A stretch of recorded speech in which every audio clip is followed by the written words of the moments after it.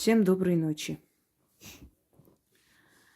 Эта змея здесь не случайно, потому что то, что я вам подарю, очень схоже с этой змеей.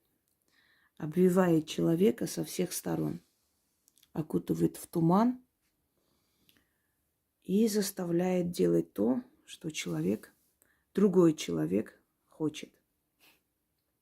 Морок. Морок, что в переводе не совсем может быть и в переводе, а именно в переносном смысле означает тьма, туман, неясность, путанное сознание. Есть работы, созданные мной, которые оригинальны, потому как они основаны на моих знаниях, но таких схожих, похожих нет. Есть работы, которые основаны на древних заклинаниях.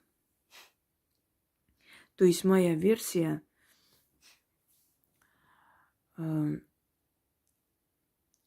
среди разнообразия этих заговоров и заклинаний, которые идут к нам из древних времен. Версий морока или морока очень много, огромное количество, потому как у всех народов мира применялась морока. Что такое морок? Если грубо объяснить, это примерно призыв определенных сил, не обязательно темных, определенных сил, могут быть и природные силы,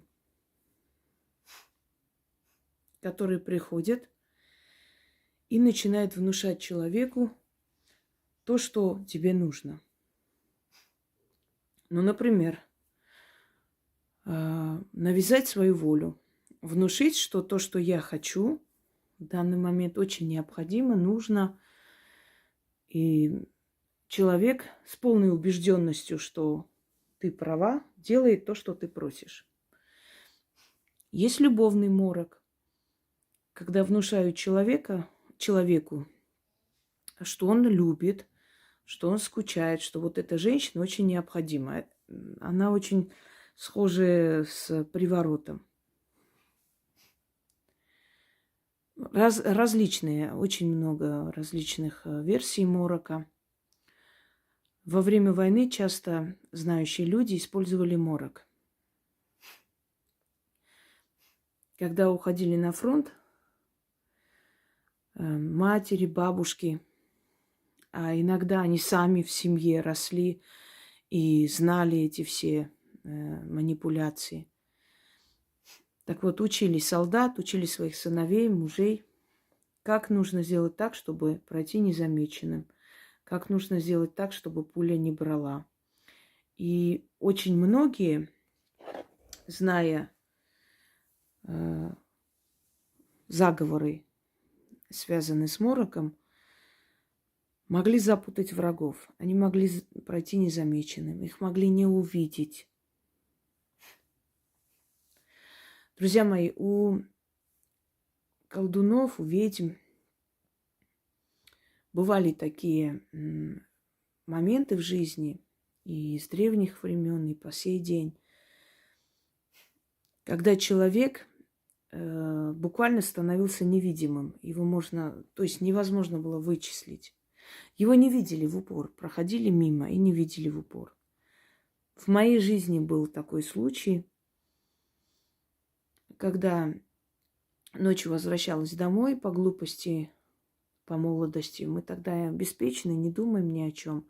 Сейчас, вспоминая эти годы, эти дни, просто в ужасе нахожусь иногда из-за того, насколько мы просто не ценим свою жизнь, насколько мы не понимаем, какие опасности могли быть рядом, мы их миновали.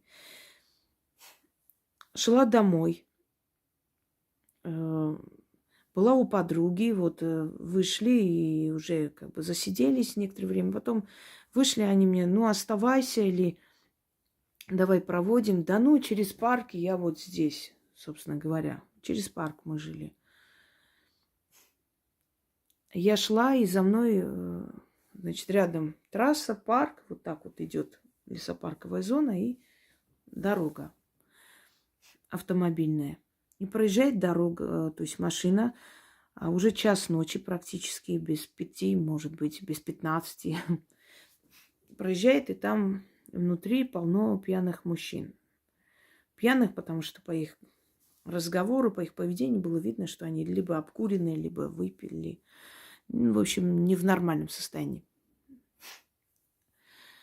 Начинает предлагать меня довести. Я говорю, нет, спасибо.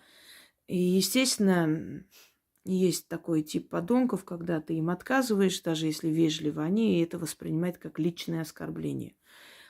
И начали они меня оскорблять.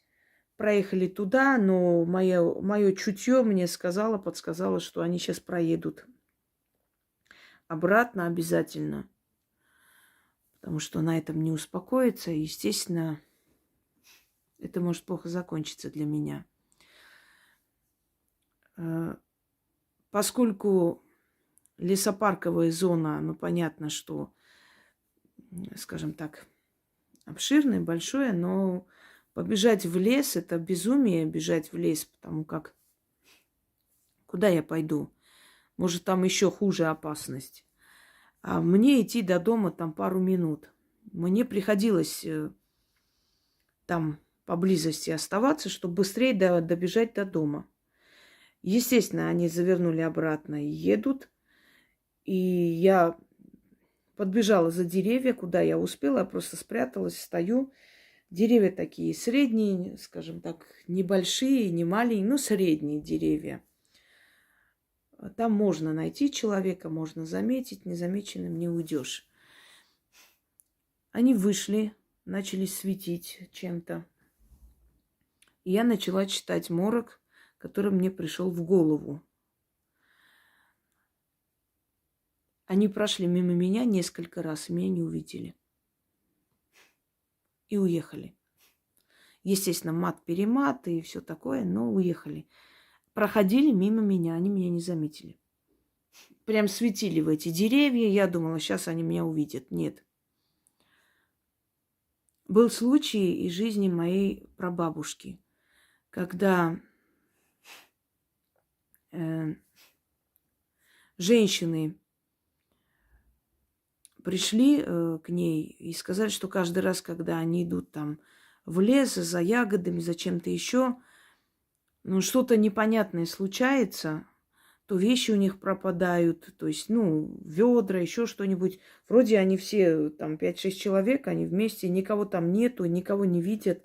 Пропадает и какое-то ощущение опасности, чего-то они боятся в этих местах. Но они содержали семью, шли туда за этими ягодами собирать, но уже начали побаиваться, потому что что-то непонятное происходит, то кто-то споткнется, упадет, что-то случится. В общем, веет из этих мест опасностью. И моя прабабушка пошла вместе с ними. И она увидела, прижавшись к скале, мужчину. Обросший весь такой, не очень приятный. И он вот так, прижавшись к скале, стоял и смотрел за ними. Они там купались, все такое. И они не видели его, то есть в упор. И она говорит, разве вы не видите его? Он там стоит. Вот когда она показала его, то есть они проходили туда-обратно, ничего не видели. Когда она подошла к этой скале, она увидела вот так, прижавшись к скале, человека. И она говорит, неужели вы не видите, что вот перед вами стоит человек? И когда она указала на него, показала его за руку, взяла, потащила подальше из этой скалы от камней, тогда они заметили, что там действительно был человек, стоял. Как они его не замечали? Потому что он знал определенные вещи. Он начитывал морок, и эти женщины проходили, его не замечали. Вот он крал у них там уже собранную там ежевику, да, в ведрах. Он за ними там подсматривал, что они там делают. а они его не видели. Это очень страшная вещь, с одной стороны. Понимаете, это такая сторона, ну, не сказать зловещая, это неправильно звучит, нужное тоже, потому что иногда морок спасает жизнь, чаще всего. Спасает человека от опасности, спасает от, может быть, каких-то проблем на работе. Начитывает, его не замечает. Но с другой стороны, морок опасен именно тем, что можно это и во зло сделать. Но хочу вам объяснить, что вот до такой степени быть невидимкой и прочее может только человек, обладающий силой. И человек, обладающий силой, естественно, обладает совестью, честью, моральными критериями. Очень редких случаях, когда, человек, скажем, силой может быть обозлен на что-то, может, наказывает. Может быть, там он приходил не просто так, может быть, попросил у этих женщин чего-то, они, скажем так, не угостили, не помогли, грубо обошлись, и он после этого так наказывал. И такое может быть. Естественно, это неправильные вещи, но без обладания определенной силой он бы этого сделать не мог. Так вот, хочу вам подарить один из версий морока. Это моя версия. И хочу вам объяснить, что вы должны мороком пользоваться аккуратно. В крайнем случае, когда другие средства не помогают. Я этот морок назвала «от казенных людей». Я объясню почему. Можно, конечно, применять его и при любой опасности в других случаях, но в основном этот морок вам поможет от всяких там охранников, которые достают вас, пристают. Это поможет от необоснованных проверок. Когда идут проверять, там, предположим, в торговом центре, заходят везде проверять, к вам не зайдут. Если, скажем так, какие-то жалобы, да, необоснованные на магазин, может быть, на где там торгуете или что, чем-то занимаетесь, и вот такие есть твари, которые постоянно действуют на нервы, пытаются как-то очернить вас. Различные. На суде может пригодиться. Если вы это начитаете, этот морок, на судью, начитайте перед тем, как зайти в суд, перед тем, как... То есть во время заседания суда, они же не знают, что вы там делаете. Сидите там, спокойно себе, тихо начитываете. То судья просто будет путаться. Он не поймет, у него вот это вот чистота мысли уйдет. Помните фильм «Адвокат дьявола», где он с языком проделывал ритуал, и обвиняемый не мог слова сказать, он задыхался. То же самое можно начитать на прокурора, на следователя. И дело будет выигрышное. Хочу вам объяснить. Магия помогает в любом случае. Но если вы виноваты в чем-то, расплата будет обязательно. Если не виноваты, то можете смело пользоваться мороком, и тогда ни за что платить не придется. Просто объясняю, потому что, чтобы не подумали, что можно творить в этом мире все, что угодно, а потом взять, пользоваться ритуалами, и все обойдется. Это для тех дураков, которые все время говорят, вот, а если вот там ребенок возьмет, вот подберет, начитает на кого-нибудь, сделает смертную порчу. И вы думаете, что духи мироздания, эти древние силы подчинятся ребенку и сделают, как он хочет? Конечно же, нет. Для того, чтобы силы подчинялись человеку, в этом случае они вам не подчиняются, они вам помогают, потому что я дала вам этот ритуал. Они подчиняются мне. А поскольку это моя работа, подаренная вам, естественно, через меня они вас слушают и помогают. Но сами по себе силы подчиняются только людям зрелым, людям, которые правильно поступают, людям, которые правы в этой ситуации, понимаете? То есть слушаются, помогают, да, так правильнее будет. Итак, пользуйтесь этим аккуратно и только по назначению.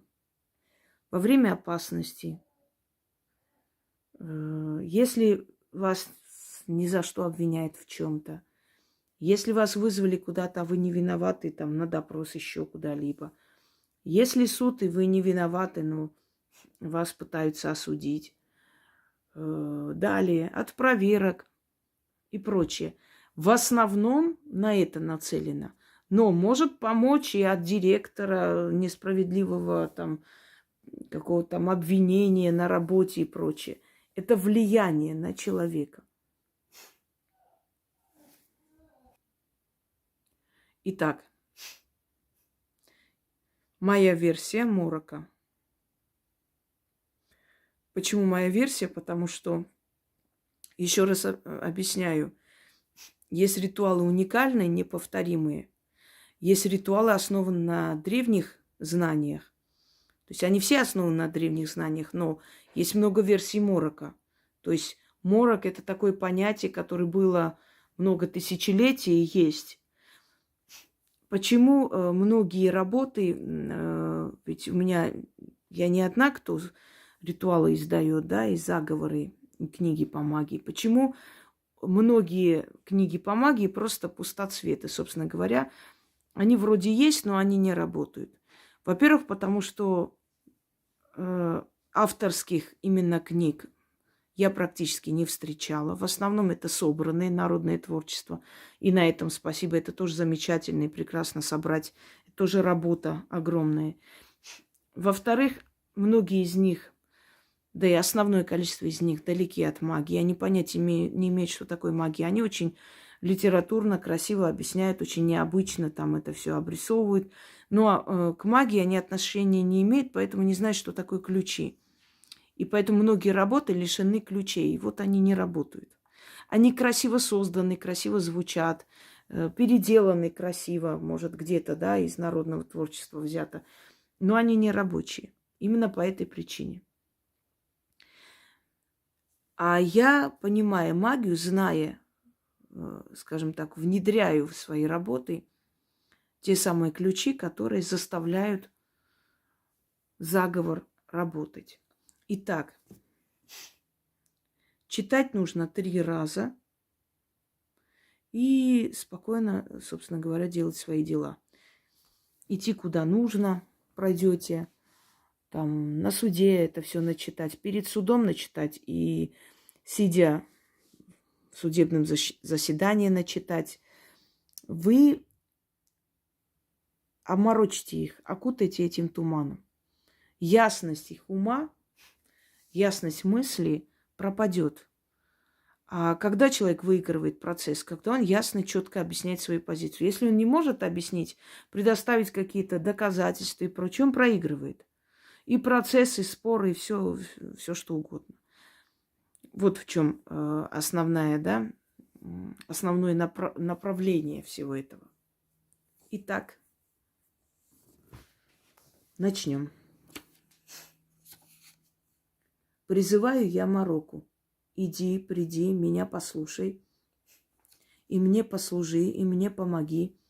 Найди его, Морока, найди с запада и с востока, с юга и с севера, сверху и снизу, с ветреной и подветренной, с запада и с восхода.